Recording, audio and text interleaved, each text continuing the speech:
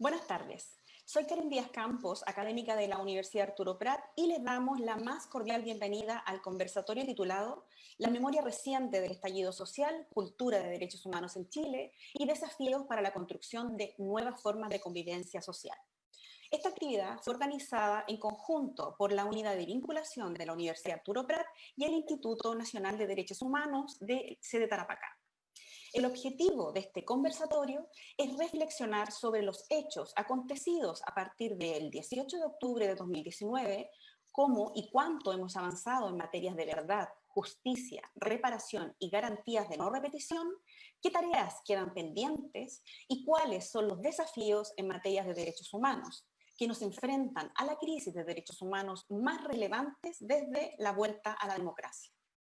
A continuación, Cristian Hamed Pizarro, director de Vinculación y Relaciones Institucionales de la Universidad Arturo Prat, dará un saludo a quienes nos están acompañando en este conversatorio por nuestras redes sociales. Buenas tardes. Muchas gracias, Karen.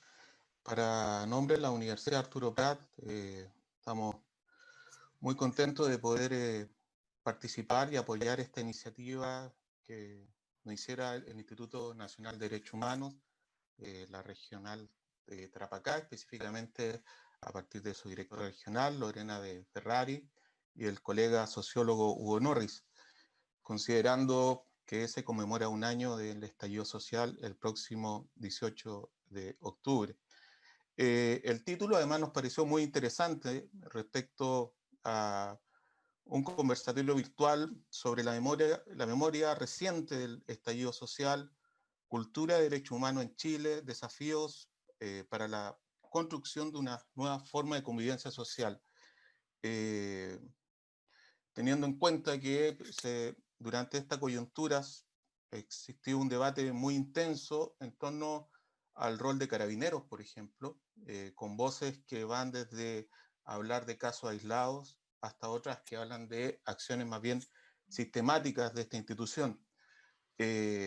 Para contribuir al debate, solamente me gustaría recuperar alguna cita de Alexis Tocqueville respecto a que a veces los vicios del ejército no están en el ejército, sino están en el país. En este caso uno podría decir que los vicios de carabineros no están en carabineros, sino que están en el propio país. Tenemos una cultura autoritaria, relación autoritaria, y que se expresan estatalmente y se expresan en nuestras fuerzas de orden. En ese sentido, el rol de la educación en general, más aún en un contexto de crisis, de coyuntura, está en cómo promovemos otro tipo de convivencia social, cómo promovemos otra forma de resolver nuestros conflictos políticos, sociales, etc. Así que muchas gracias a los expositores, a Claudio, Matías, a Bárbara, a Lorena y también a todo el equipo técnico que está detrás. Gracias. Muchas gracias, director. A continuación, dejamos con ustedes a doña Lorena de Ferrari Mir, jefa regional del INDH Tarapacá, quien también dará unas palabras. Muy buenas tardes a todas y todos quienes nos escuchan. Un agrado estar aquí y agradezco a la universidad por esta alianza que pudimos hacer en un tema tan relevante como es justamente poder hacer una especie de balance y evaluación de lo que ha sido este año desde el estallido social, una de las grandes crisis que hemos tenido en este último año, además de la actual pandemia. Creo que es de suma relevancia poder hacer esta actividad, sobre todo porque tenemos que saber e informar qué está pasando luego del 18 de octubre, qué ha pasado con las querellas que presentamos. Eso se lo debemos no solo a la sociedad, no solo a todos, sino que se lo debemos también a las víctimas que confiaron en nosotros y que también tienen derecho a saber qué ha pasado en este año y en qué hemos estado trabajando también para poder llegar a la verdad, a la justicia, a la reparación y por supuesto que a las medidas de no repetición. Así que muchas gracias a la universidad, aprovecho de agradecer a Hugo Norris, profesional de las ciencias sociales del instituto, que gracias a él también fue posible hacer esta actividad. Muchas gracias, doña Lorena. Y ahora pasaremos a una pequeña contextualización para luego pasar a las preguntas y a las intervenciones de nuestros invitados e invitadas. El Ministerio Público confirmó en el reporte final de casos de presuntas violaciones a los derechos humanos por parte de funcionarios policiales desde octubre del año 2019 que hay un total de 8.575 víctimas asociadas a causas de esta naturaleza. De las denuncias realizadas, hay 919 imputados conocidos, 63 efectivos formalizados, todos con medidas cautelares en 29 causas. Por otro lado, el INDH en su reporte de 15 de septiembre pasado contabilizó un total de 2.500 querellas interpuestas, de las cuales 2.329 se dirigen contra carabineros, 126 contra militares, 22 contra la Policía de Investigaciones y una contra Gendarmería. Dentro de estas hay 169 querellas asociadas a traumas oculares. Dicho esto, hoy en el panel nos acompañan los siguientes invitados e invitadas. Primero tenemos a Matías Vallejos Gesell, quien es director ejecutivo de Fundación Los Ojos de Chile. Bienvenido, Matías. Tenemos también a Bárbara Sepúlveda Ales, abogada de la Universidad de Chile, magíster en género de la London School of Economics and Political Science, magíster en Derecho Convención en Derecho Público de la Universidad de Chile y profesora de Derecho Constitucional de la Universidad Alberto Hurtado. Actualmente se desempeña como directora ejecutiva de ABOFEM. Gracias por acompañarnos. Tenemos también a doña Lorena de Ferrari Mir, abogada, jefa regional del INDH de Tarapacá. Gracias también por acompañarnos. Y a don Claudio Nach Rojas, académico de la Facultad de Derecho y coordinador de la Cátedra de Derechos Humanos de la Vicerrectoría de Extensión y Comunicaciones de la Universidad de Chile. Gracias a todos por acompañarnos. Los y las panelistas tendrán 10 minutos para poder plantear sus primeros argumentos a partir de una ronda de preguntas. Luego, al término de todas sus intervenciones, vendrá este ciclo de preguntas que vendrán de la audiencia, específicamente de Facebook, y se abrirá un diálogo con los oyentes. Empezaremos entonces con Matías Vallejos. Según cifras emanadas del INDH, del total de víctimas de trauma ocular, 26 sufrieron el estallido del globo ocular, 9 la pérdida de la visión por trauma ocular irreversible y 429 otros tipos de trauma. Matías, en este sentido, ¿cómo se ha avanzado en materias de justicia y reparación de las víctimas por parte del Estado?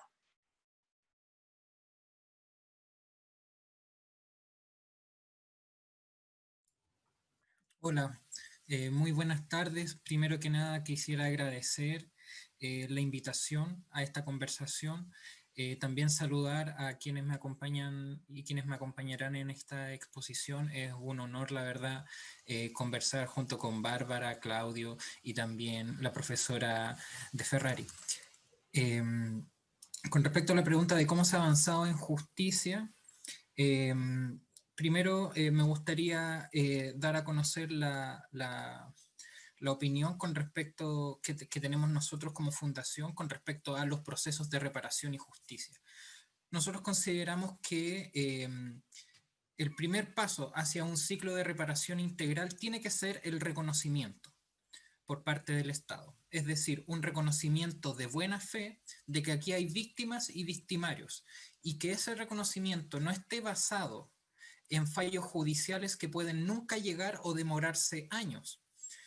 Vale la pena indicar que en Chile, en promedio, las causas en materia de derechos humanos se demoran 9 años en finalizar su ciclo. Y indudablemente acá hay víctimas y familias que no pueden esperar tanto tiempo para iniciar su proceso de reparación. En términos de verdad y justicia, nosotros consideramos que lo primero para poder avanzar en verdad y justicia es un reconocimiento, una catalogación de que aquí hay víctimas y victimarios, ¿no? Y ese reconocimiento ha estado ausente por parte del Ejecutivo y por parte del Estado. Recordamos lamentablemente cómo en los primeros días del estallido social hubo una vocería muy desafortunada por parte de Lorena Recabarren, subsecretaria de Derechos Humanos, diciendo que por parte del Ejecutivo tenían un catastro totalmente identificado de cuántos semáforos se habían roto, por ejemplo, ¿no? Ella, en su rol como subsecretaria de Derechos Humanos, nos parece como fundación que traiciona totalmente el espíritu de su cargo y de su función pública.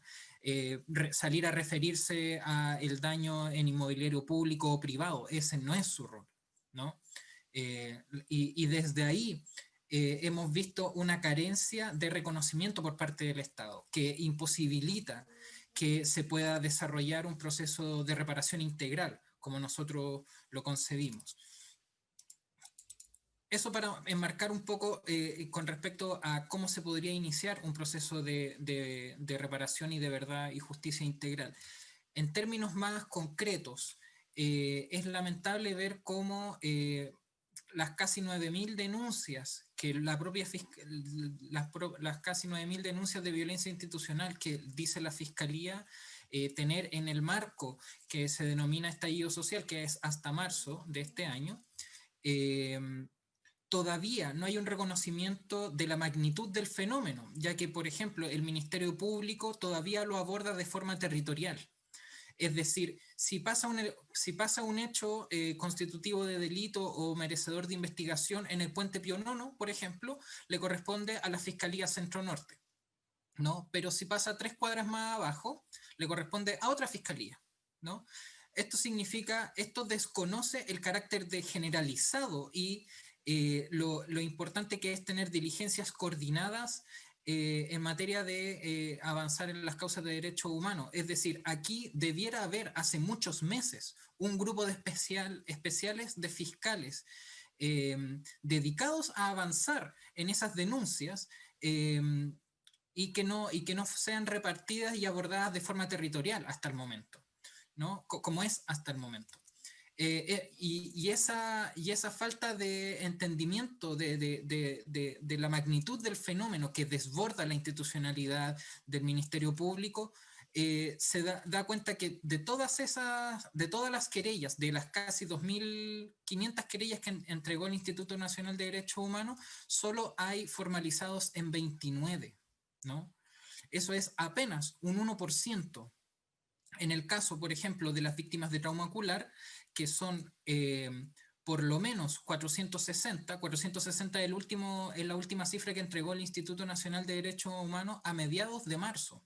Pero nosotros tenemos constatación de que por lo menos hay 8 nuevas víctimas de trauma ocular por violencia institucional, que no están en los registros del Instituto Nacional de Derechos Humanos. La más reciente, lamentablemente, pasó el 11 de septiembre en las cercanías de La Legua.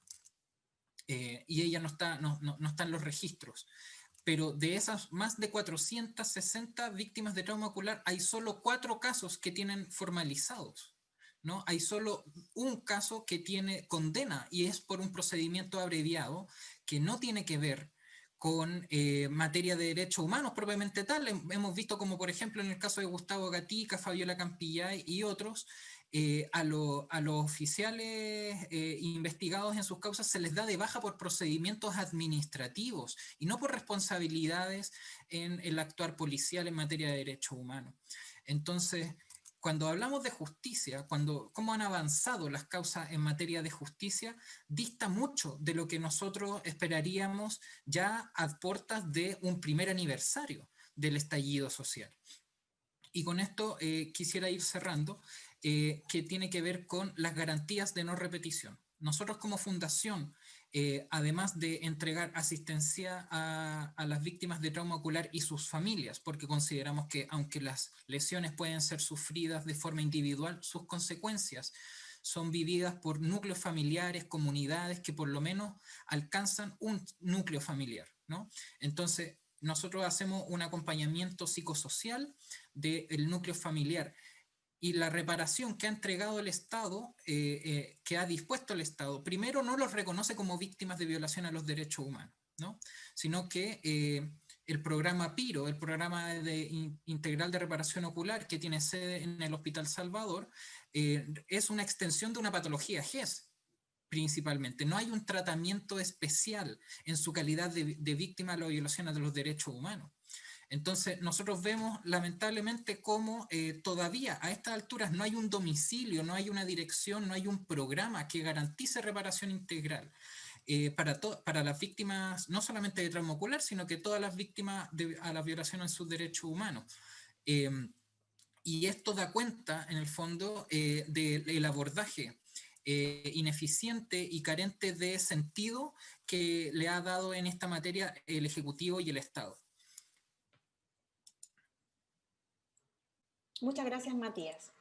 Ahora continuamos con la pregunta para Bárbara Sepúlveda. La estadística consolidada de la Fiscalía reportó a junio 364 denuncias de desnudamientos, violencia sexual, de las cuales 12 corresponderían a violaciones. Bárbara, ¿cuál es tu impresión de estos hechos a casi un año del inicio del estallido social? ¿Cuáles fueron las particularidades de violencia institucional desplegadas desde el estallido social respecto de las mujeres, de las niñas y las adolescentes? Muchas gracias. También quiero aprovechar de agradecer por la invitación al INH, por supuesto, y a los panelistas que me acompañan. Este es un asunto bastante sensible, creo que además es posible que en mi intervención se pueda generar cierta revictimización. Quiero anunciar eso antes de hablar, por si hay alguien en el público que crea que pueda afectarla de una manera particular, para que, por supuesto, y yo con todo el respeto que me merece esa posición, apague el audio y simplemente deje de escucharme. Creo que aquí hay algo que en particular revictimiza a las mujeres, porque la violencia sexual ejercida por parte de funcionarios del Estado tiene muchos más niveles quizás de complejidad que un simple análisis que podamos establecer con una lectura típica de cómo se produce la violencia de género en la sociedad. Y digo que tiene varios niveles de análisis porque es una violencia que incluso ha merecido un tratamiento específico por parte, además, de las teorías de derechos humanos y últimamente precisamente asociado a los procesos de paz, a la comprensión de los fenómenos de conflicto también donde se producen, conflictos armados me refiero, a nivel comparado, donde se produce violencia sexual por agentes del Estado. Dicho esto, sabemos que en el estado de emergencia durante el estallido social fuimos testigos de diferentes vejaciones y ataques por parte de las Fuerzas Armadas y de orden y seguridad, por supuesto, militares, policías de investigaciones y carabineros contra la población de manera transversal. Sin embargo, por supuesto, como ocurre siempre con los grupos de especial protección, estos fueron los que sufrieron de forma más fuerte y aguda la represión y la violencia por estos agentes. Y aquí quisiera agregar a tu pregunta también, no solo a las mujeres, niñas y adolescentes, sino también a los integrantes de la población LGBTIQ+. De hecho, también existieron víctimas de violencia sexual por parte de agentes del Estado que son hombres heterosexuales cis, y eso no quisiera de todas maneras invisibilizarlo. Hasta la fecha, la Asociación de Abogadas Feministas de Chile ha interpuesto más de 60 querellas en contra de agentes del Estado por violencia física, sexual, psicológica, comprendiendo en ellas tortura, un homicidio, violación, apremios ilegítimos, secuestro y amenazas.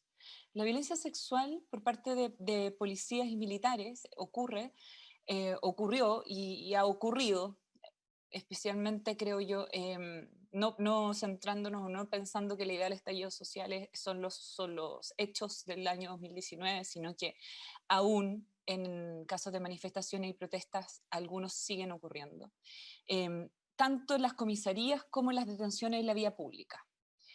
Lo que sucede en las comisarías, ustedes ya lo saben, la mayor parte de las mujeres y adolescentes denunciaron que fueron obligadas a desnudarse en primer lugar, a permanecer desnudas dentro del recinto policial, a sentarse en cuclillas, en algunos casos permaneciendo en esa posición durante largos periodos de tiempo. Mientras las mujeres se encuentran desnudas, son víctimas de golpes, burlas, humillaciones, miradas lascivas, insultos, amenazas por parte de las policías, tanto nuevamente carabineros como la PDI. Estas amenazas consisten en decirles que van a golpearlas, si es que no lo han hecho, a violarlas, o incluso a matarlas. Estando en esa posición, estando en cuclillas, las mujeres también han sido víctimas de procedimientos que, por ejemplo, incluyen la inspección de sus genitales, obligándolas a inclinarse, separando sus glúteos, introduciendo dedos en sus vaginas. En algunos casos se les impidió incluso volver a ponerse su ropa interior, aún cuando se encontraban menstruando. En otros casos hay relatos de mujeres que han sido tocadas en sus pechos y glúteos por policías mientras las detienen, para luego ser obligadas a permanecer por largas horas hacinadas en vehículos policiales, sin acceso a agua, algunas estando heridas, deshidratadas, impidiéndoles orinar. Una observación recurrente también de las víctimas es que los uniformados que detienen o las agreden no portaban su identificación de forma visible en el uniforme, cuestión que a todas luces es ilegal.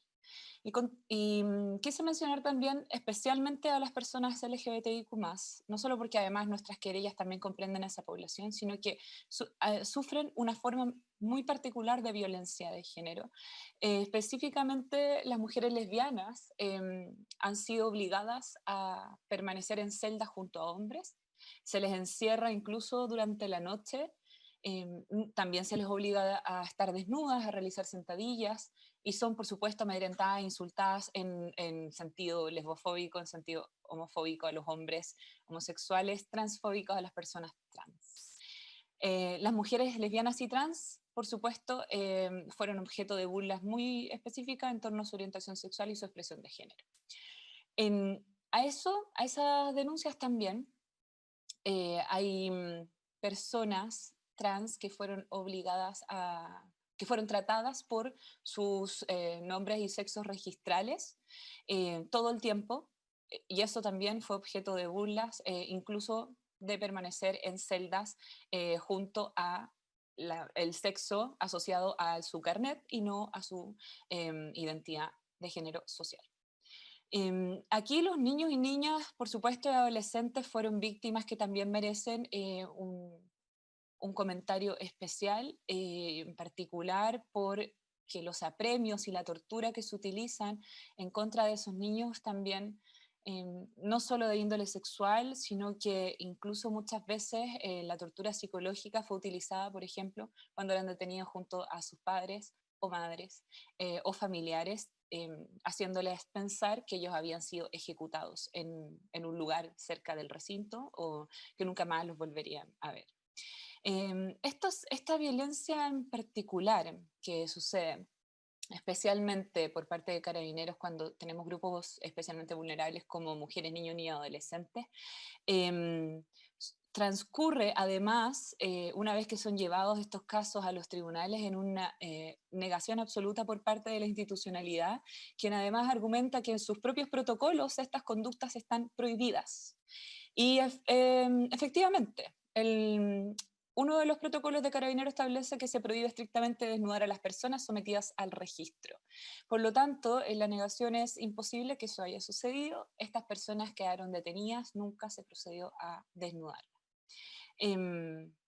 Aquí nuevamente también Carabineros ha señalado en diversos informes que la privación de libertad, en el momento que la persona queda en estado de indefensión y por lo tanto los funcionarios del Estado tienen una posición garante frente a su vida y su integridad física y psíquica, nuevamente negando todos los vejámenes y todas, por supuesto, las violaciones de derechos humanos ahí, que además relatan las víctimas. ¿Y por qué ocurre esta violencia tan específica contra las mujeres y las diversidades sexuales? Y sobre esto quisiera citar a Rita Segato, quien señala que la expresión violencia sexual en estos casos confunde, porque aunque la agresión se ejecuta por medios sexuales, la finalidad de la misma no es del orden de lo sexual, sino del orden del poder. Y no se trata de agresiones originadas en la pulsión libidinal, que se traduce en un deseo de satisfacción sexual, sino que la libido se orienta al poder.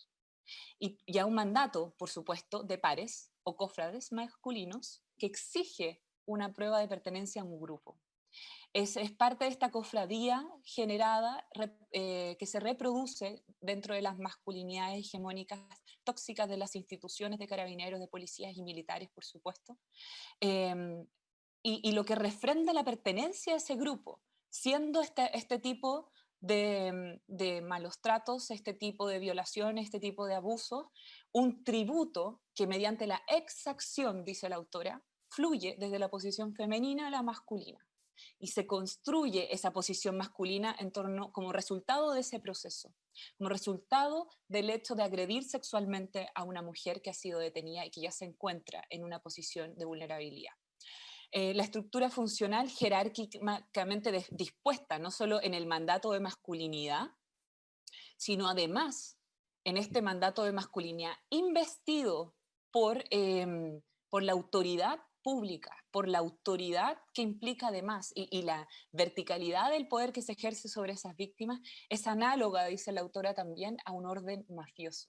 Hay un tipo de violencia donde el poder se expresa, se exhibe y se consolida ante la mirada pública además, y por lo tanto representa un tipo de violencia expresiva y no instrumental. Y este análisis de género nos permite mirar la violencia policial como este ejercicio de poder, como una superioridad y una conquista sobre los cuerpos, cuerpos femeninos y cuerpos feminizados, que no pertenecen, según esta forma de esta expresión masculina del poder, que no pertenecen a un lugar de rebeldía, que no pertenecen a un lugar de expresión de poder popular, como es una protesta, que se exponen y que se exhiben en igualdad, además con otros cuerpos, lo cual para esta masculinidad hegemónica es totalmente incorrecto. Incorrecto en el sentido de que debe ser corregido. Y por otra parte, además, esta recurrencia y coincidencia, y no quisiera dejar pasar esto, por supuesto, la coincidencia de los hechos de las víctimas de violencia sexual en todo el país, porque además las querellas que ha interpuesto OFEM son a nivel nacional, dan cuenta que existen elementos suficientes para inferir que las técnicas de tortura, de violencia y de vejámenes no son casos aislados de algunos agentes del Estado que obran siguiendo su propio criterio o su pulso libidinal, sino que, son formas aprendidas en la formación de carabineros, policías y militares, y lo que constituyen además una práctica generalizada de estos agentes del Estado. Aquí creo yo que vale la pena también detenerse en la posición de las víctimas actualmente, porque los efectos sociales que produce la represión sexual son bastante complejos. En el contexto de la pandemia vimos un incremento de la violencia doméstica, un aumento de las llamadas por orientación y una disminución de las denuncias formales. Y por supuesto que muchas de esta disminución, la reticencia a dirigirse a las policías, de pedir auxilio a carabineros en el caso de violencia también, se debe a que las mujeres adquieren una desconfianza generalizada en las policías. Si las mujeres saben que hay carabineros que violaron, que abusaron, ¿por qué debería confiar yo mi denuncia de violencia en sus manos? ¿Quién me puede garantizar? ¿Quién me puede realmente ofrecer protección si soy una víctima de delitos de género? Y por eso también es que los organismos internacionales de derechos humanos han llamado a no minimizar esta violencia cuando proviene del Estado, no minimizar la violencia sexual por agentes del Estado.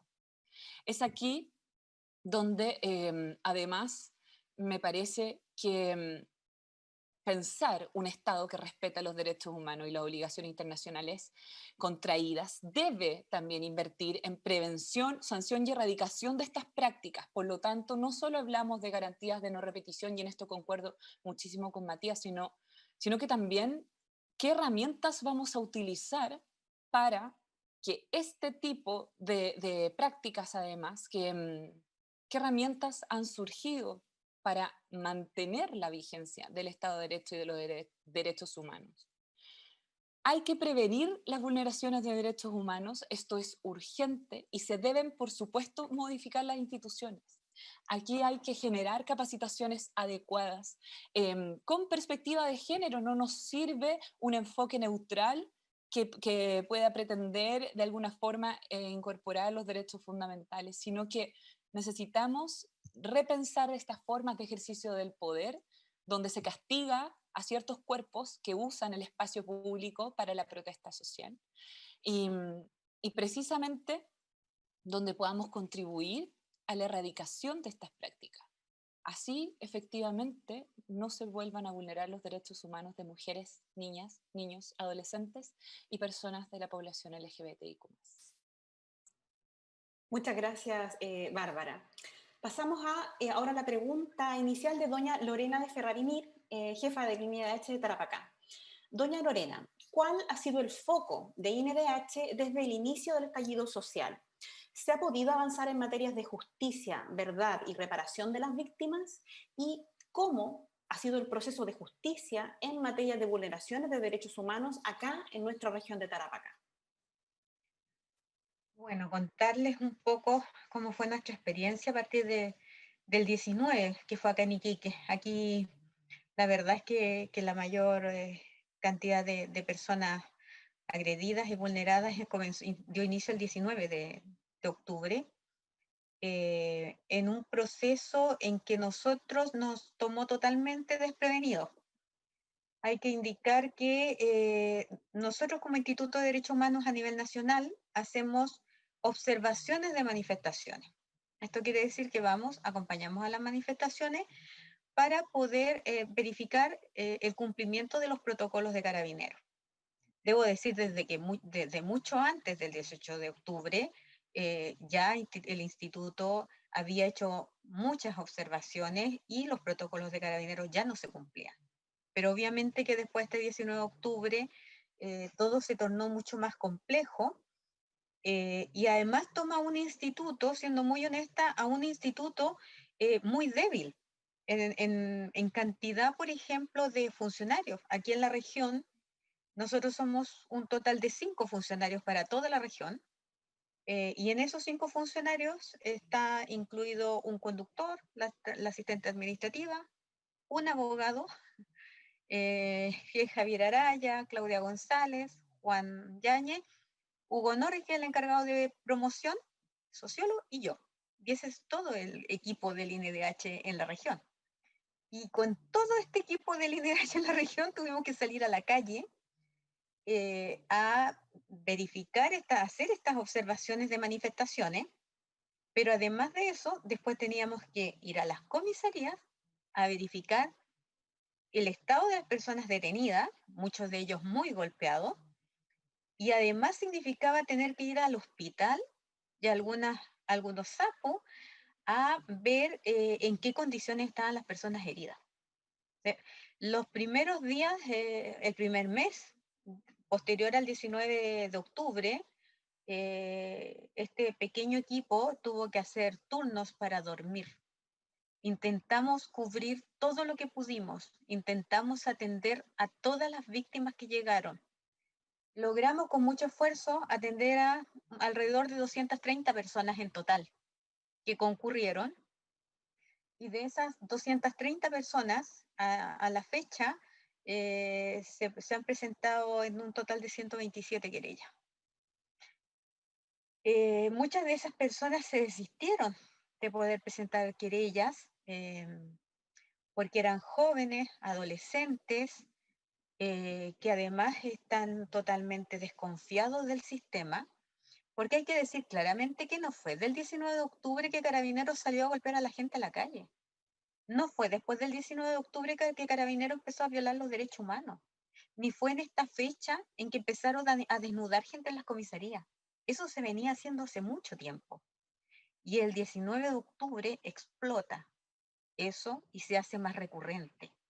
Pero además, eso que ocurría en las comisarías desde hace mucho tiempo, de golpes, de desnudamientos, de abusos, eso venía ocurriendo hace tiempo. Pero ¿a quién le ocurría? Le ocurría a estas personas que denominamos como sociedad delincuentes. Entonces, cuando esta sociedad punitiva mira lo que le ocurre a los delincuentes, a nadie le importa, porque es al otro. Es esta sociedad que mira, porque el juego es mirar al otro como el enemigo. Este delincuente en el fondo es el enemigo, y por tanto esta sociedad mira a este otro como enemigo, y por tanto ojalá sean las penas del infierno, ojalá los condenen a muerte si es que son condenados, y ojalá sean muchas las personas que sean condenadas a muchos años, y de ahí las agendas cortas antidelincuencia que salen, que que entre comillas endurecen las penas. Pero cuando ocurre este 19 de octubre, los ciudadanos se convirtieron en esos otros y llegan a estas comisarías y son tratadas de la misma forma. ¿Y qué ocurre? Que dentro de los testimonios que nosotros recogimos, muchas personas a mí me decían, es que nos están tratando como delincuentes. Era una pregunta o un reclamo que la verdad es que yo le decía, es que nadie se merece este trato, ni usted ni las personas que cometen delito. Entonces también como sociedad tenemos un problema severo. ¿Cómo miramos estos, entre comillas, delincuentes? Y esto se nos quiebra después del 19 de octubre, cuando somos todos quienes comenzamos a sufrir estas vulneraciones de derechos humanos y nos damos cuenta, tal como lo dijo Bárbara, que esto es un tema, y como lo dijo también Matías, es un tema institucional. No es que un funcionario de Carabineros viole los derechos humanos, es que hay algo institucional ahí que no lo podemos negar. Entonces, eso es lo preocupante que finalmente arroja al final.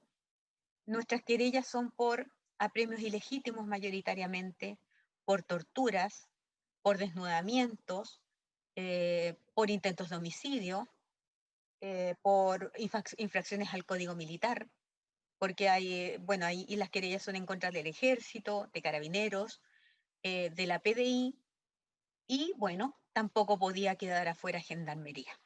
Que Gendarmería, además de ya la vulneración y la violación de derechos humanos que las personas sufrieron en las comisarías, llegaban al tribunal y en algunos casos fueron obligados a desnudarse en el tribunal por Gendarmería. Entonces, además tenemos algunas querellas en contra de Gendarmería que en estricto rigor no deberían ser, porque se supone que esto era un estallido social y que mayoritariamente quienes estaban en la calle fueron los que violentaron a los derechos humanos, pero aquí además Gendarmería también se sumó a esta seguidilla de violaciones a los derechos humanos. Preocupante en este aspecto es también señalar muchos niños afectados, niñas, adolescentes, pero también nosotros entre nuestras querellas tenemos casos de niños pequeños que ni siquiera llegan a la adolescencia y que fueron agredidos también, especialmente con perdigones. Y eso es de suma preocupación cuando vemos a una policía que dispara sin control.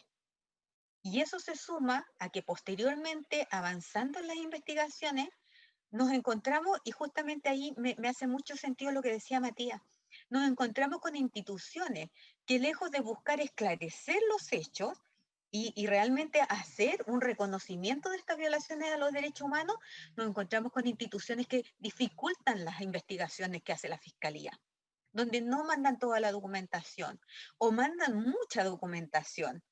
En algún momento me tocó hablar con un general del Ejército que me dijo, pero si habíamos 500 personas en el regimiento ese día. Eso no admite ningún análisis, no podían haber 500 personas en ese regimiento ese día, en la 6ª división. Eso no puede ser. Entonces, es complejo cuando estas instituciones que deberían donde debería primar el esclarecimiento de lo que ocurrió, lo que hacen además es ocultarlo. Y esto sumado además a que en regiones no tenemos una línea o digamos una estructura de la PDI que sea un departamento de derechos humanos para que investigue. Y en algunos lugares, como por ejemplo Pozo Almonte, donde también tenemos presentadas 2 querellas y donde se acusó a carabineros, los mismos carabineros deben ser los que investiguen. Entonces, claramente tenemos un problema porque se tienen que autoinvestigar y obviamente esas querellas no avanzan. Pero además hay un órgano que es el encargado de investigar, porque no es el Instituto de Derechos Humanos el encargado de investigar. Quienes tienen la obligación de investigar es la Fiscalía. Y nos encontramos con graves problemas con la Fiscalía, donde, por ejemplo, en la Fiscalía de Pozo Almonte, a casi un año, no se ha recibido un informe de Carabineros. Y la Fiscalía ni siquiera se toma la molestia de solicitarlo. Y hay que estar permanentemente correteando, en el fondo, entre comillas, las causas.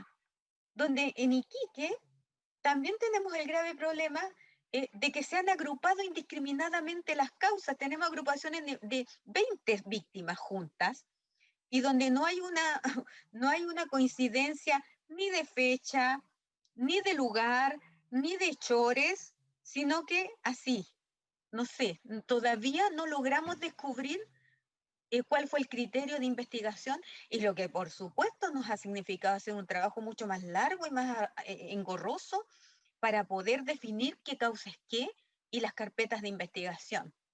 La pandemia también nos ha traído el problema. Las carpetas de investigación no están porque requieren trabajo presencial y simplemente no hay trabajo presencial en muchos casos. El Servicio Médico Legal no está haciendo protocolos de Estambul y se nos sigue pasando el tiempo.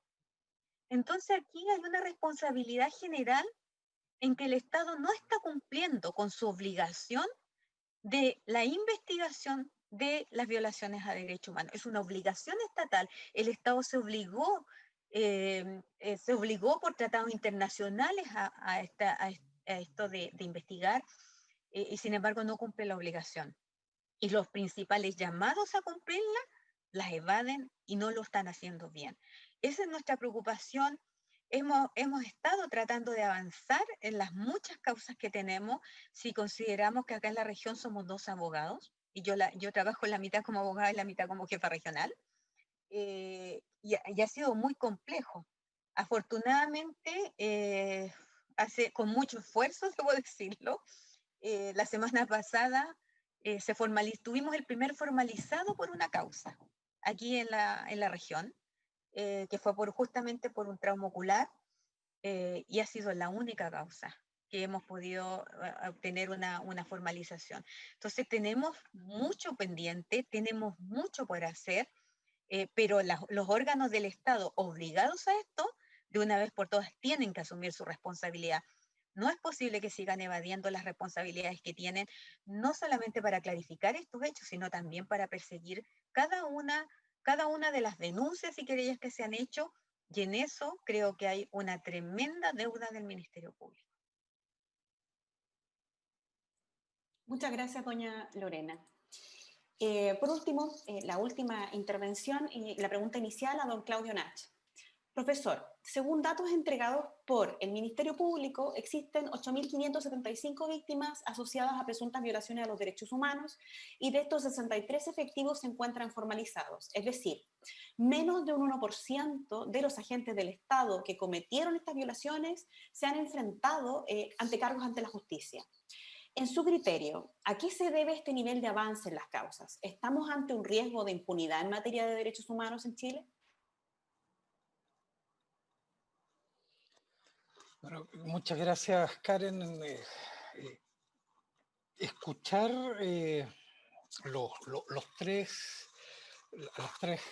relatos es bien impresionante. Si uno se da cuenta en los tres relatos, Matías, Bárbara y en la directora, está este año. Ahí está el resumen de lo que hemos vivido este año. Violaciones graves de derechos humanos, era inimaginable de alguna forma hace un año atrás, probablemente, es decir, el 15 de octubre pasado, que íbamos a vivir mutilaciones oculares, que la práctica de violencia sexual se iba a masificar, que por otra parte las instituciones no iban a tener capacidad de detener este fenómeno de violación de derechos humanos, que íbamos a estar frente a un cuadro, como dijo la Comisión Interamericana, de una grave crisis de derechos humanos. Todo eso en unos meses, y a eso podríamos haber sumado acá cómo se cruza con la pandemia, podríamos haber tenido invitados aquí a quienes nos hubieran podido conversar de las deudas de derechos humanos que tenemos desde la dictadura, desde los 30 años de la postdictadura, y la incapacidad que hemos tenido como país de enfrentar realmente ese fenómeno. Entonces, es en ese escenario donde yo creo que hay que insertar lo que, Karen, tú me planteas como en definitiva, la respuesta del Estado frente a lo que hemos escuchado acá. Y yo creo que ahí estamos en una situación de déficit muy complicado. ¿Por qué? Porque lo que uno observa es un fenómeno de regresión autoritaria en Chile que cada vez uno lo ve más instalado como una política de Estado y ya no solo como una respuesta desesperada de un gobierno que intentaba recobrar el orden público y la autoridad a cualquier costo. Eso pudo ser al principio, pudo ser los primeros días, pero con el paso del tiempo esto se fue institucionalizando. Yo creo que ahí lo que hemos escuchado en los tres relatos tienen que ver con esto, tienen que ver con la generalización de las violaciones de derechos humanos, pero también cómo se fueron haciendo institucionales y por lo tanto se generaron patrones de conducta sistemáticos de violación de derechos humanos. Frente a eso, lo que uno hubiese esperado del Estado de Derecho es una respuesta capaz de detener ese actuar criminal por parte del Poder Ejecutivo a través de el uso de la represión como respuesta ante la movilización social. Y no ha pasado. Y yo creo que si uno hace un repaso del rol que han ido jugando los distintos órganos, digamos, el saldo es bastante negativo. El poder legislativo. El poder legislativo tenía facultades para algunas cosas que no ha hecho. No detuvo la agenda criminalizadora de la protesta social. La agenda criminalizadora ha seguido avanzando. Recordarán ustedes el escándalo en su minuto. Yo creo que fue un escándalo justificado cuando incluso sectores de izquierda aprobaron la idea de legislar la ley anti-saqueo. En el minuto de la represión más dura hubo gente que levantó la mano, apretó el botoncito para decir sí, avancemos en la criminalización. Después, las facultades para establecer responsabilidades políticas de 3 acusaciones constitucionales en diciembre, enero, en el periodo más duro, solo la del ex ministro Chadwick prosperó, pero ni la del intendente Guevara ni la del presidente Piñera tuvieron buen resultado. Las comisiones investigadoras, 2 comisiones investigadoras que hasta hoy no tienen ningún resultado. Interpelaciones, no recuerdo ninguna. Tenemos un parlamento que no tuvo la vocación, la voluntad o la capacidad de detener lo que estaba ocurriendo, habiendo hecho un uso de sus instrumentos de una mejor manera. El Poder Judicial, por otra parte, que en algún minuto anunció de alguna forma que era un Poder Judicial distinto al de la dictadura y que esta vez sí iba a estar a la altura de las circunstancias, se fue alineando rápidamente tras el discurso punitivo del Estado, salvo obviamente, como siempre, algunos jueces, algunas juezas, pero como poder del Estado no fue una barrera infranqueable de protección de los ciudadanos que estaban siendo objeto de un ataque tan atroz como lo que hemos venido escuchando hasta aquí. Entonces, la institucionalidad no estuvo a la altura y el Ministerio Público, y eso no voy a repetir lo que ya aquí se ha dicho, no tenía una oportunidad histórica. tenía una oportunidad histórica de decir una institución nueva va a ser capaz de responder de una manera adecuada.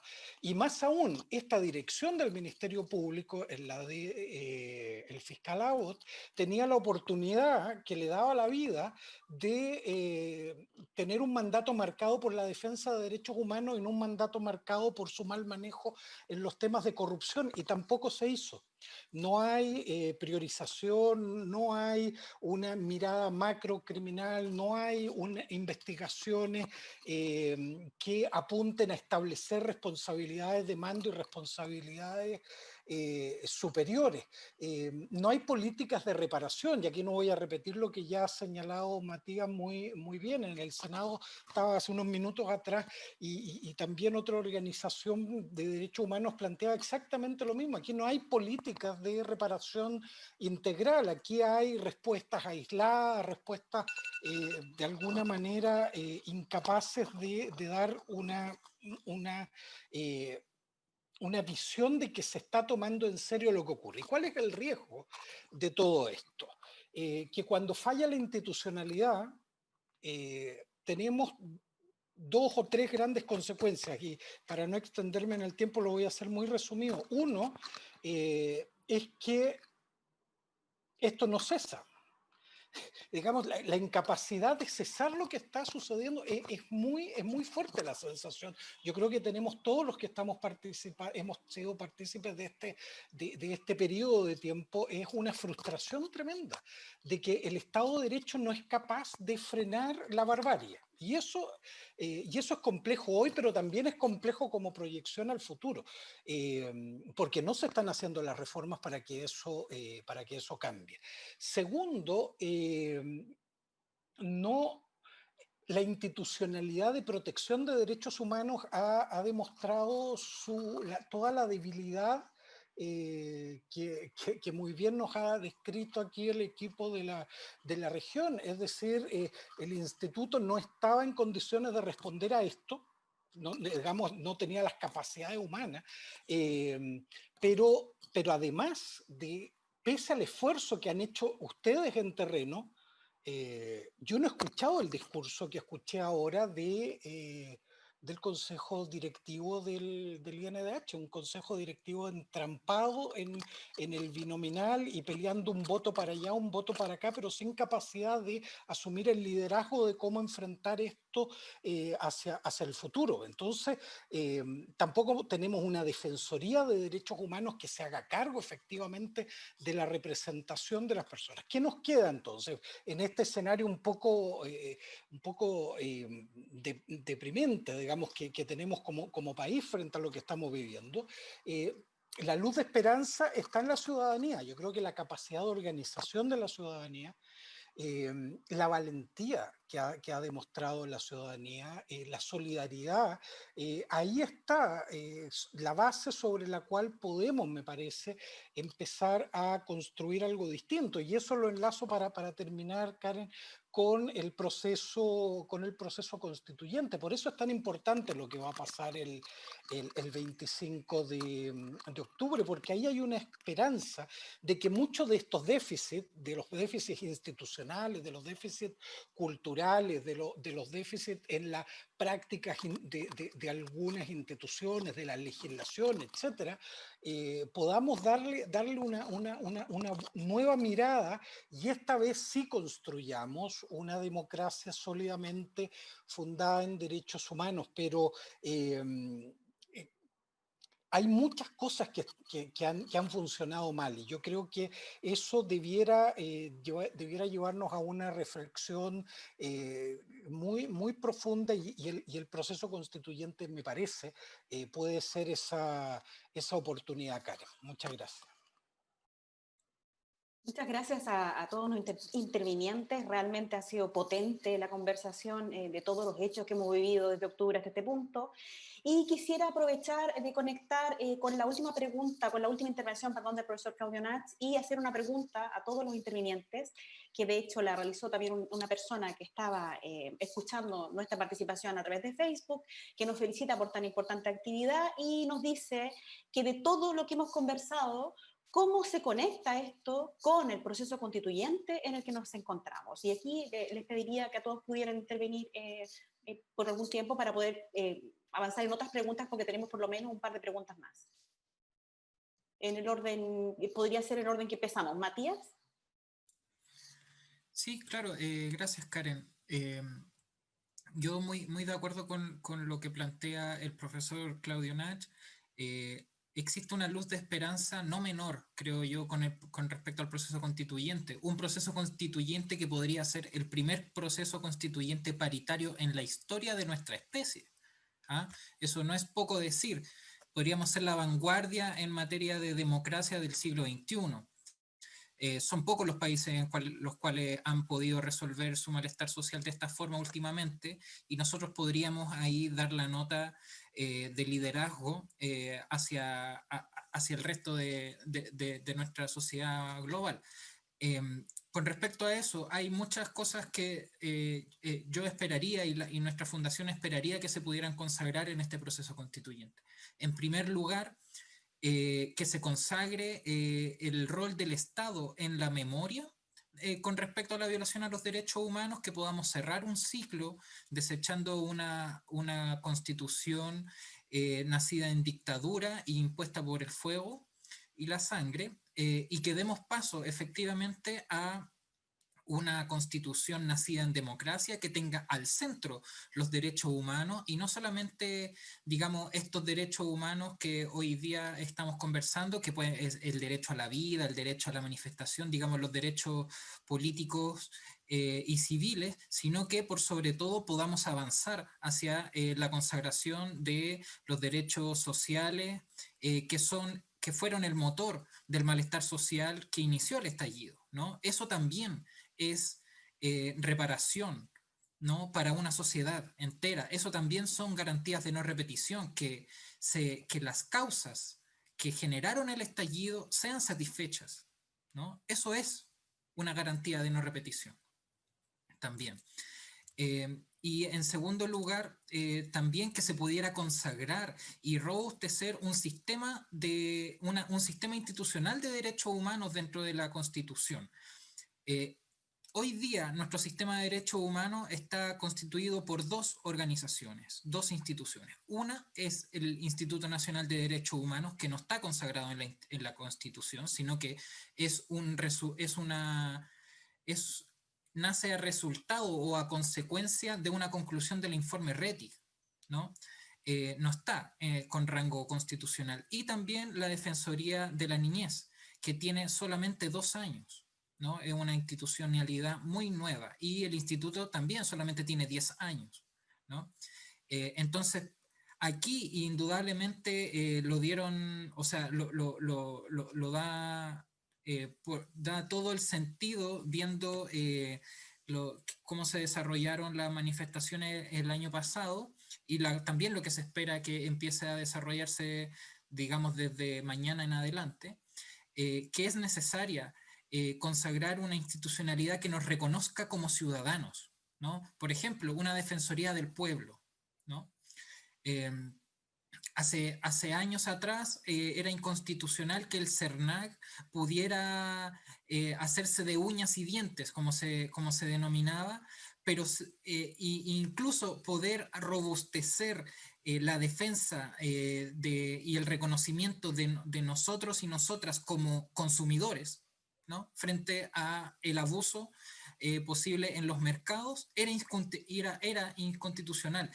Ahora debemos consagrar el reconocimiento y la defensa de nosotras y nosotros como ciudadanos, ¿no? Esa es una gran posibilidad que tenemos hoy en día con el proceso constituyente. Además de poder avanzar sobre todo en un sistema de reparación integral. Hoy en día, todas las víctimas de violación a los derechos humanos desde el 90 en adelante están en la intemperie, ¿no? Y existen casos, o sea, por ejemplo, el trauma ocular no es nuevo, no partió el 18 de octubre del año pasado. Hay por lo menos 5 casos registrados en las movilizaciones de Aysén del 2012. Hay una indemnización de por medio también. Entonces, y frente a eso no hay nada, ¿no? Solamente nosotros hoy en día tenemos el PRICE, que es un sistema de reparación solamente que contempla el ámbito de la salud y es solo para la violación a los derechos humanos ocurrida en dictadura. Entonces, ¿qué pasa, por ejemplo, con José Buenante? ¿No? Cumplió 15 años de su desaparición forzosa, que pasó en el primer gobierno de Bachelet. Un adolescente mapuche fue detenido y desaparecido por carabineros, ¿no? ¿Qué pasa con ellos? ¿Qué pasa con sus familias? Hay casos de violación a los derechos humanos en dictadura y no están alojados ni están tratados en ninguna parte. Y eso es una posibilidad que nos entrega el proceso constituyente, que por fin terminemos con esta transición hacia la democracia y en primer lugar rechacemos los actos que pasaron en dictadura en materia de derechos humanos y que podamos consagrar y robustecer un sistema de protección, fomento de los derechos humanos en nuestro país. Bárbara, la misma pregunta, es decir, cómo conectamos con el proceso constituyente, y quería también agregar otra pregunta que hizo Eva Alejandra Ahumada, porque como tú te tienes que retirar un poquito antes, nos dijo: querida Bárbara, ¿están todas las condiciones para el éxito de las querellas a las que te refieres? Frente a un fracaso de las mismas, ¿ya han actuado a nivel de organismos internacionales? Y si no, ¿lo harán? Mira, sobre las querellas, yo no sé si están todas las garantías para el éxito de las querellas en realidad, en particular porque han avanzado muy poco y no se debe a una falta de presión por parte de las organizaciones de derechos humanos, las organizaciones sociales, en este caso una organización feminista como es ABOFEM.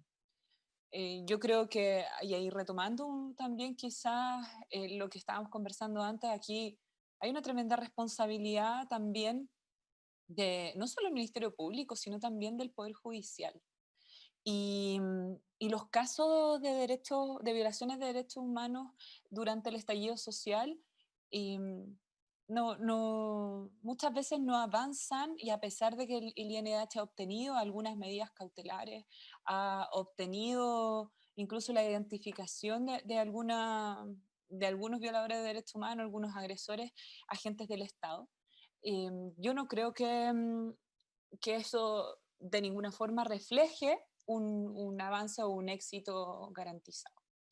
En particular, creo que han habido específicas obstrucciones también justificadas por la pandemia, para no tomar contacto con las víctimas, para no tomar declaraciones de las víctimas, para improvisar formas de tomar declaraciones a víctimas de violaciones de derechos humanos, porque nuevamente esto no fue víctima de un asalto la persona, claramente, y en particular me parece que cuando hay delitos sexuales de por medio, también hay que tener una especial garantía al momento de tomar declaraciones de víctimas.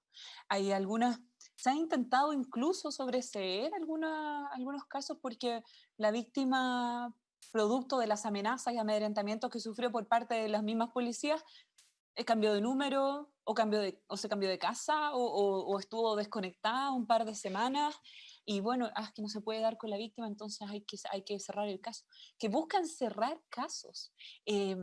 Yo creo que aquí hay que poner mucha atención y lamentablemente ese impulso muchas veces reside de forma además bastante injusta, me parece, reside en las organizaciones sociales y organizaciones de derechos humanos que han patrocinado también muchísimas de estas querellas y de demandas a propósito, todo tipo de acciones legales, varios recursos de protección, em, y que además, o sea, también digo que es injusto que lo hayamos hecho porque no, en Chile no existe una defensoría del pueblo, no existe un órgano que, por ejemplo, ahí vinculándolo con el proceso constituyente y las posibilidades que se abren también, em, lo que cuenta Lorena a mí me parece, o sea, no es algo propiamente de esa región. Sabemos que en todo Chile, incluso a nivel de la región metropolitana, fue del todo precario. O sea, nos dimos cuenta de la precariedad y de la vulnerabilidad del Instituto Nacional de Derechos Humanos precisamente porque no dio abasto en un momento y porque se fundieron más de la mitad de sus funcionarios en esos días, porque no solo era observar, sino que, como tú bien dices, presentar querellas, estar atento a un sinfín de acciones legales también. Yo creo que hoy día la posibilidad del proceso constituyente nos abre también la puerta a pensar una nueva institucionalidad. Y quiero además también relevar el hecho de que no todas las violaciones de derechos humanos, y nuevamente pongo ese énfasis, fueron iguales. Creo que hay que poner especial atención muchas veces a la invisibilización que se produce en las violaciones de derechos humanos de las mujeres y de las diversidades sexuales. Eso sucedió a nivel comunicacional, nunca se habló de las violaciones, excepto cuando fue un hombre heterosexual el que fue violado, o fue un hombre homosexual el que fue violado. Pero los abusos sexuales a las mujeres, los desnudamientos, la obligación de hacer sentadillas, las tocaciones, las amenazas, toda la violencia sexual en contra de mujeres y diversidades sexuales fue totalmente invisibilizada. Y por eso quiero hacer ese hincapié también en que es un riesgo el que tenemos con el proceso constituyente, que la pretendida neutralidad muchas veces de los derechos fundamentales, la pretendía, digo, porque acá por supuesto no creo que el panel comparta esa postura, pero necesitamos una perspectiva de género en la próxima constitución. Y necesitamos que esa perspectiva de género permee la nueva institucionalidad. Una revisión de la institucionalidad vigente también nos permitiría revisar, por ejemplo, hoy día el rol que cumple el Poder Judicial en esta materia. ¿Dónde están fallando? ¿Por qué no el Poder Judicial no ha sido garante de derechos humanos? ¿Por qué no ha detenido la barbarie, como dice el profesor Nash? Y creo que en particular también, en este caso, no podemos dejar afuera la refundación necesaria de las Fuerzas Armadas y de las Fuerzas de Orden y Seguridad Pública. Esa refundación debe ser con perspectiva de derechos humanos, debe ser con perspectiva de género también, y además debe apuntar a un diseño democrático de la institucionalidad. Aquí la paridad de género debiese estar incorporada en todos los órganos de deliberación democrática, en toda la institucionalidad, en todos los órganos colegiados del Estado. Y también me parece que un aumento de la participación ciudadana, de la democracia también, con mecanismos específicos de democracia directa y de decisión, de deliberación, trasladando el poder a la ciudadanía, desrigidizando este Estado que es tan vertical, que es hiperpresidencialista, que obedece un modelo dictatorial. Creo que nos permite imaginar un país más democrático donde quizás podamos, de alguna forma, evitar, porque también no solo hay que apuntar a la reparación en estos casos, que es totalmente necesaria, sino que la garantía de no repetición me parece que va a ser clave, precisamente cuando nos damos cuenta de eso que comentábamos hace un rato. Los relatos que también despertaron, estos relatos de las víctimas también despertaron fantasmas. Muchas técnicas de tortura eran las mismas técnicas de la dictadura. ¿Qué nos dice eso como país? ¿Qué dice de nosotros eso? ¿Cómo hemos avanzado? ¿Qué significa que el Estado de Chile, con todos los compromisos que ha hecho a nivel internacional para reparar y para no repetir los crímenes de la dictadura, en plena democracia y en el año 2019 y 2020 lo siga cometiendo? Y de la misma forma, además, y por las mismas instituciones. Me parece que es gravísimo y creo que hay que tomarle el peso a eso.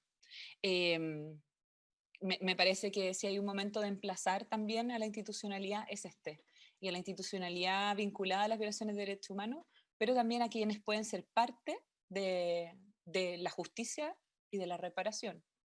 Y en ese sentido el Poder Judicial, pero también el Ministerio Público, el rol que ha tenido la Defensoría Penal Pública también. Y bueno, para no recargarle la mano y seguir recargando la mano de forma injusta también a las organizaciones sociales que han tomado la labor que si bien muchas veces ni siquiera pensaron que iban a asumir, lo han asumido, lo hemos hecho y lo hemos hecho con fuerza, lo hemos hecho con entereza, pero me sigue pareciendo que es una sobrecarga que devela que nos falta una institucionalidad que defienda los derechos humanos en Chile. Y que aquí la posibilidad de crear una Defensoría del Pueblo también me parece bastante esperanzadora. Eso quisiera decir yo. Gracias, Bárbara. También por restricciones de tiempo quería aprovechar de hacer la pregunta al profesor Claudio Nash, Nuevamente, la conexión que podemos hacer de todo lo que hemos conversado con el proceso constituyente que estamos viviendo, pero además tenemos algunos comentarios, preguntas dentro de Facebook que me gustaría que usted pudiera clarificar, ¿no? Julián Ramírez Valdivia nos dice, ¿estamos defendiendo derechos humanos de delincuentes? Quien atenta contra el Estado de Derecho y violenta el patrimonio público debe ser detenido. Y si a eso le llaman violación a los derechos humanos, están perdidos. Entonces me gustaría que usted pudiera también clarificar un poco a Julián Ramírez en toda esta institucionalidad de derechos humanos y qué entendemos. Y me gustaría que lo pudiera explicar en este tiempo.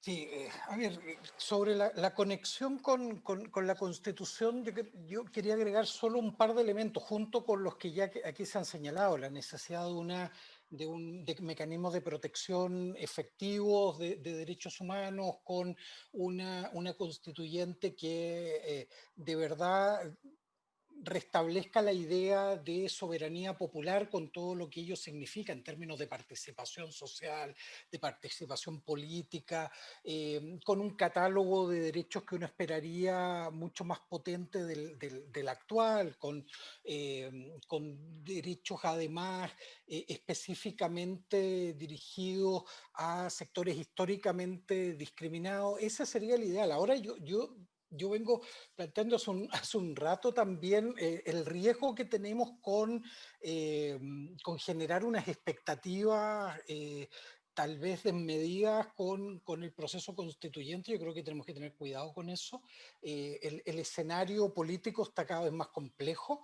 Tenemos un riesgo muy real de que tengamos un grupo que vaya unido, que son los que quieren una constitución como la actual, con muy pocos cambios, versus quienes quieren todo lo que hemos escuchado aquí y que vayan en 1000 listas y terminemos nosotros aferrados a la regla del 1% para intentar bloquear algunas cosas espantosas como restablecer la pena de muerte, otras que se le puede ocurrir a mucha gente en un proceso constituyente. Entonces, yo creo que tenemos que estar mucho más atentos de que si queremos que estos temas que estamos conversando sean los que se discutan en esa constituyente, el proceso es fundamental, y eso pasa por la elección, lo que va a pasar el 25, la elección de los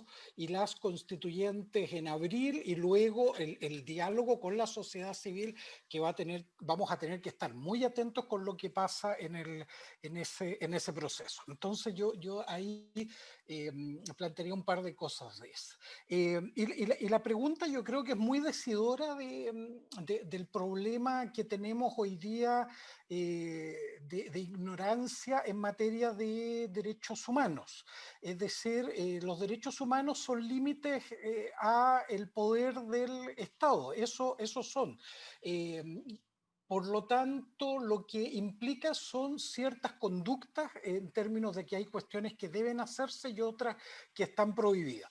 Y es tan simple como que si alguien roba, asalta, mata, hace lo peor que uno se puede imaginar, sigue siendo un ser humano y sigue siendo titular de derechos y no puede ser torturado, debe respetárselo un debido proceso, jamás va a poder ser objeto de lo que hemos denunciado que ocurrió desde el 18 de octubre en adelante. Y cualquiera sean las razones políticas o sociales, ese es un límite infranqueable. Ferrajoli, un filósofo ahí italiano, habla que los derechos humanos son el espacio de lo indecidible. Es decir, hay cuestiones que no se pueden hacer por el poder y hay cuestiones que el poder no puede dejar de realizar. Y eso tiene que ver con los derechos, con fuertes contenidos prestacionales. Por lo tanto, lo que tenemos que construir es una cultura de derechos humanos donde una pregunta como esta a nadie se le ocurriera, porque debiera ser tan obvio que hay límites para el poder que no nos debiéramos preguntar. Si todavía nos estamos preguntando por eso, es decir, si lo que ustedes han escuchado acá tortura, vejámenes sexuales, mutilaciones oculares, todavía les parecen justificables, quiere decir que el acuerdo de los derechos humanos todavía es una ilusión, y todavía tenemos que seguir construyendo una cultura de derechos humanos donde tengamos claro que estos son límites infranqueables para la autoridad, cualquiera sea el contexto, cualquiera sea la situación que se enfrente. Yo creo que el discurso del actual gobierno le ha hecho mucho daño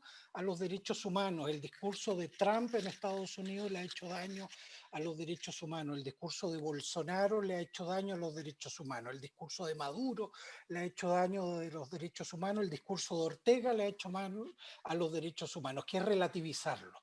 Pensar que los derechos humanos son solo los de mis amigos y amigas y del resto no tienen derechos humanos. Yo creo que ese es el peor camino y eso, este gobierno tiene una responsabilidad histórica por haber abierto una discusión sobre la legitimidad de las violaciones de derechos humanos, y eso se hizo antes de octubre. Y lo que estamos viendo hoy día es esa relativización que es inaceptable en una sociedad democrática. Muchas gracias, profesor. Por último, doña Lorena, la misma pregunta, conectar todo este proceso, todo lo que hemos conversado con el proceso constituyente, y le quería agregar también una pregunta hecha en el panel, más que nada para que la pudiera clarificar, a don Paulo Frías Durán, que dice que, claro, que estamos hablando de derechos humanos, dice, ¿algún deber por ahí? ¿La violencia es permitida según el lado? Nos dice, entonces, para que usted pueda clarificar o conducirnos a esta pregunta. Me parece que el proceso constituyente es una tremenda oportunidad que tenemos para dejar de normalizar la violencia y dejar de atrás los eufemismos. Estos eufemismos como que Chile es el país menos corrupto de América Latina, como que Carabinero era la mejor policía, como que era la institución menos corrupta o la mejor institución. Esos eufemismos debemos dejarlos atrás. Y yo creo que tenemos que sincerar qué somos y quiénes somos en este país. Porque somos un país que ha normalizado la violencia en situaciones tan graves como víctimas a quienes entrevistamos durante este estallido social, y cuando les decíamos, ¿a ustedes lo han maltratado? No me maltrataron. Me gritaron garabato, me gritó, me insultó, pero no me maltrató. Entonces, esa normalización de que cuando un funcionario público, porque Carabinero es un funcionario público, maltrata de esa manera a una persona y además pierde su investidura de funcionario público al insultarlo, esa normalización debe terminarse una vez por todas. Este proceso constituyente, yo coincido con el resto de los panelistas, obviamente que es una tremenda oportunidad para, de alguna manera, fortalecer la institucionalidad de una Defensoría del Pueblo como instituto, como Defensoría del Pueblo, pero fortalecerla de todas formas, porque este instituto que se creó tan chiquitito, claro que sí, porque se supone que éramos un país donde ya no íbamos a volver a violar los derechos humanos, donde la tarea estaba a la mitad hecha, pero nos damos cuenta que no había ni la mitad ni la cuarta parte de la tarea hecha y que tenemos que tener una institucionalidad fuerte y con mucho más, con mayor personal que pueda, de manera de afrontar estas situaciones que ocurren. Porque claro, de alguna manera, lo que se hizo en el instituto como institución, la verdad es que se hizo con los funcionarios dejando todo en la calle y poniendo su corazón a disposición de las víctimas. Y eso dentro de una institucionalidad, porque puede ser muy loable que los funcionarios del Instituto de Derechos Humanos tengan su corazón puesto en esto y muy loable el compromiso. Pero no podemos olvidar que el INDH es una institución pública y como institución debe responder, no por el amor de sus funcionarios. O sea, ahí es un tema que hay que clarificarlo también y que como Estado tenemos que hacernos cargo del fortalecimiento de la institucionalidad de derechos humanos en Chile. Yo creo que este proceso constituyente es un tremendo esfuerzo para ello y para ir reformando otras instituciones que necesitan reforma, como el Poder Judicial, encriptado en muchas prácticas que ya no se condicen con la realidad de un país que está cursando por el siglo XX, con normativas muy antiguas y anticuadas, y sobre todo con malas prácticas, como muchas otras instituciones. Yo creo que es una tremenda oportunidad que tenemos como país de crear entre todos, que dejemos de tener efectivamente una constitución creada en dictadura. Con respecto a los deberes, bueno, nosotros siempre, en realidad como instituto, nos acusan de ser los defensores de los delincuentes, que solo vemos la violencia de un lado, que somos todos un antro de comunistas. Y yo ahí podría, tengo que contestar la realidad del instituto.